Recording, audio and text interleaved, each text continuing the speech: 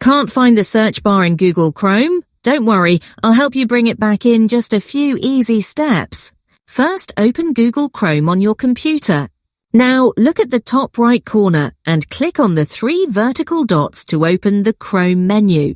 From the drop-down, select Settings.